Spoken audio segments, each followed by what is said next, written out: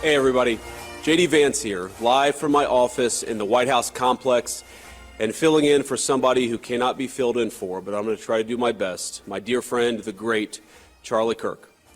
The last several days have been extremely hard for our country. They've been hard for me, hard for my family, hard for the countless people in this building who knew and loved Charlie Kirk, and of course, they've been hardest most of all for his darling wife, Erica, and their two beautiful children.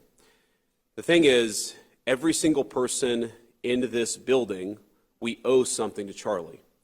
He was a joyful warrior for our country. He loved America. He devoted himself tirelessly to making our country a better place.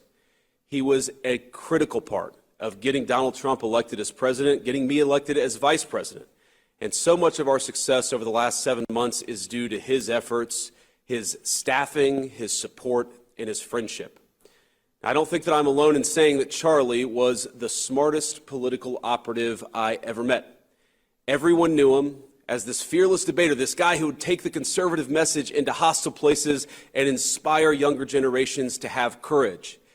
One thing that's hit a lot of those young Americans over the last week was how Charlie was there for them when others were not. When they were afraid to speak their minds, when they were afraid of what a professor would say, when they were afraid that they would be shouted down by their peers, Charlie was there, showing them that they could be courageous and that they could be bold. Charlie was a visionary. He was a luminary. He brought together people. He didn't just teach people how to speak. He didn't just teach people what to say. He didn't just teach people they could actually speak their mind on campus. He created a whole social network for an entire generation of young people. I know people who met their husband, who met their wife, who met the best man at their wedding at a TPUSA event. Because as you guys all know, it's not just about speaking our mind, it's about making friends along the way and creating that support network that won an election and that staffed the current federal government. Of course, we have to make sure that the killer is brought to justice, and importantly, we have to talk about this incredibly destructive movement of left-wing extremism that has grown up over the last few years, and I believe is part of the reason why Charlie was killed by an assassin's bullet. We're going to talk about how to dismantle that and how to bring real unity that can only come when we tell the truth, and everybody knows that they can speak their mind about the issues of the day without being cut down by a murderer's gun.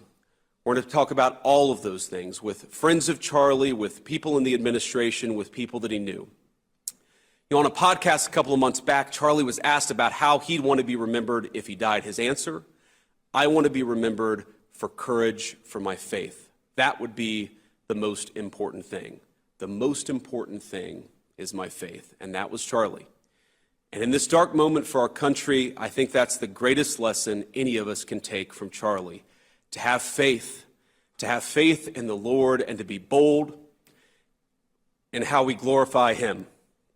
To be bold in our pursuits as Charlie was in his. So that's what we're going to spend a little bit of time doing this afternoon. Keeping this incredible show he created going and hearing from some of the people who were so fortunate to call Charlie a friend. We're going to pay tribute to his courageous legacy, and we're going to commit to keep it forever alive. I'm looking forward to this. Join us.